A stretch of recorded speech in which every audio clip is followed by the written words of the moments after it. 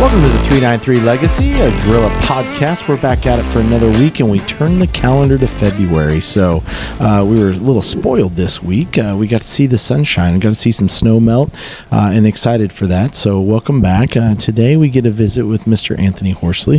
Excited to have him on the podcast, and we'll bring him on in a minute.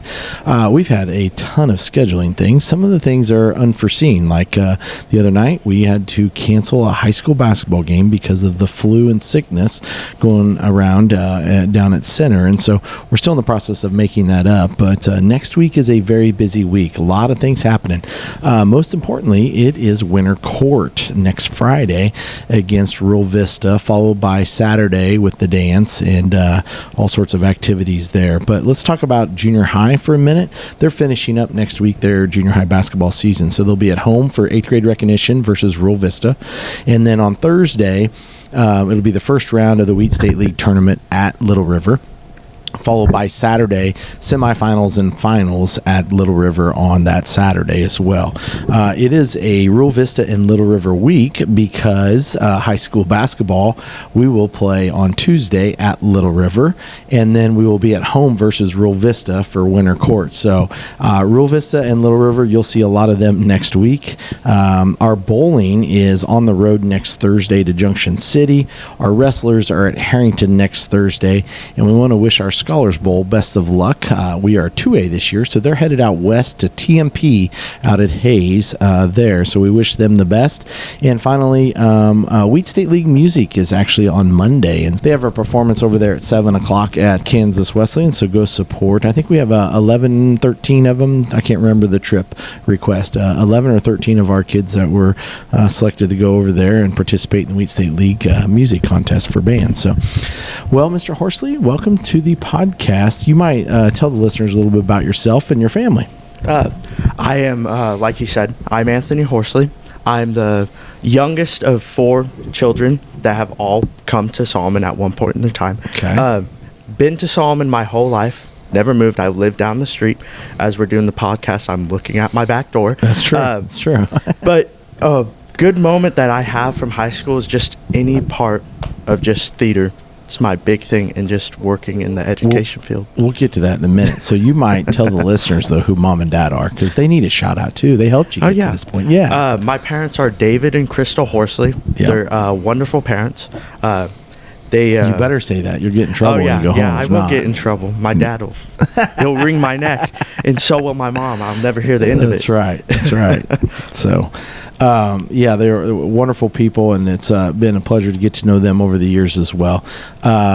So you already jumped right in, and I appreciate that. So no, that's good. So one of the things I was definitely going to highlight with you was talk a little bit about your theater experience, because you've been in the theater for 3 of the 4, because I think one year we didn't even have a performance. But talk a little bit about that and some of the different, if you can remember all 3 of them, what were they and what's your favorite, and what challenges were there throughout the whole process of all 3 years? So my first theater year was my 8th grade year, and it was Clue with Mr. DeLay. Yeah. It was back during COVID times, and it was one of my favorite times because it was the time that I actually got into theater. He brought me into it. Right. And so it was different because we were on Zoom and we weren't actually on the stage. So we were getting to know the cameras and getting to know blocking, lines, all that stuff, and it was difficult because we weren't actually interacting with each other. Man, you triggered a moment there in my mind. I as soon as you said COVID, I'm like, oh, I remember the play, and it looked like the old, your parents would get this, and the listeners might get this at their parents, but the old Hollywood Squares and the Brady Bunch is what it looked like, you know, and so it was all these little people in squares doing your performances, but it was unique and it was an experience, right? We had so much fun doing that. I was Colonel Mustard, of course. But and then my second play I ever did here was a play called Fools by Neil Simon, directed by Mr. DeLay. Yeah. And that was one of my favorite ones that I've actually done because it was on the stage and it was just lovely. It was a great time. Now, it wasn't on the stage, was it? Was that the one in the Commons? Yes, that one was on the Commons. That's one of my favorites just because of the simple fact that we used a different space and it fit for that play. extremely well. So you talk about being up close and personal with the characters. I remember that I enjoyed that evening. We actually did, excuse me, it was a dinner theater. Mm-hmm. So we had a dinner before in the gymnasium and that. So it was a beautiful evening. Sorry. So what was the next one? Junior one was the Shakespeare medley with Miss Peck. Yeah. That one was a little bit more on the ropes because we didn't actually know what was going on during that time, but we got through it. We made it through. Right. But it was still an experience. Yeah. And what about the last one? My last one was this one that we just did here in the fall. It was You Can't Take It With You. Can't Take It With You. Yeah. Grandpa. Yeah. Grandpa Vanderhoff. And then what was that one of your favorite ones? You said, yeah. Yeah. I thought it was. I enjoyed it. It was a lot more comedy, but he also had to understand that type of satire and comedy, of course. Yes. And so I really enjoyed that one as well. So all of them have been wonderful, which leads to, obviously, it was something that was very impactful for you.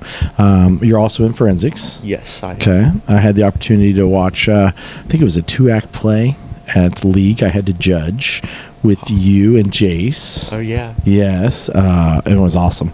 Truly was awesome.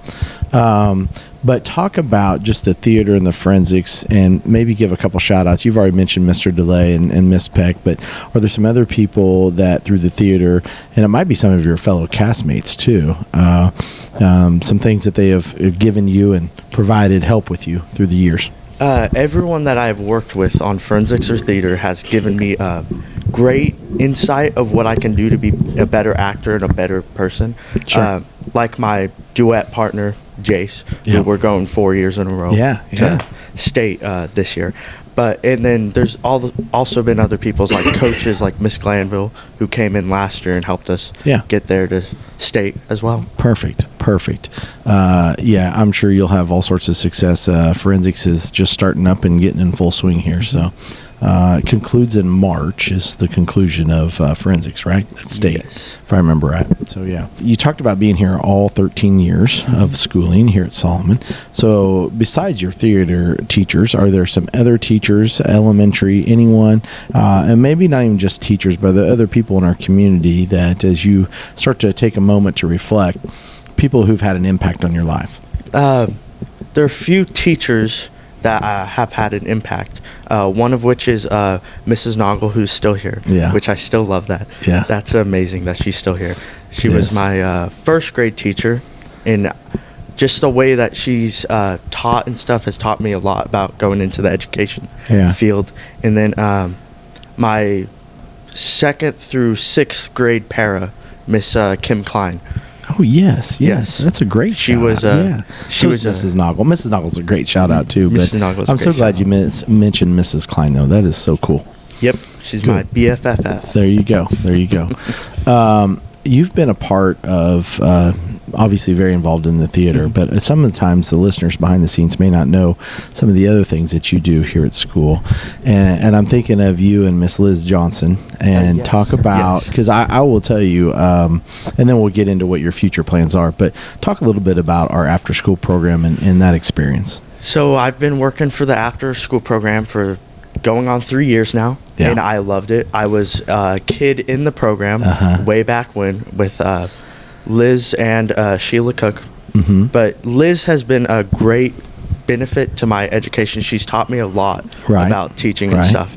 And she's just a great person and a great friend that I can rely on. She is. But you also have done amazing things because those little kids just love you and then love going to the after school program. And we're always full every single year. So that's great. But it'll be hard to replace you next year after 3 consistent years. Yes, it will.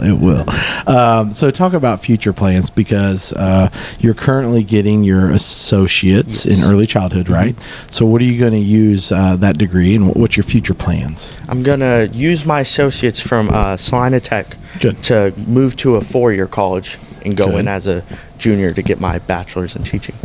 Perfect. So someday you want to become I'm going to start with the lower elementary and move my way up to eventually ending in high school. I could easily see you.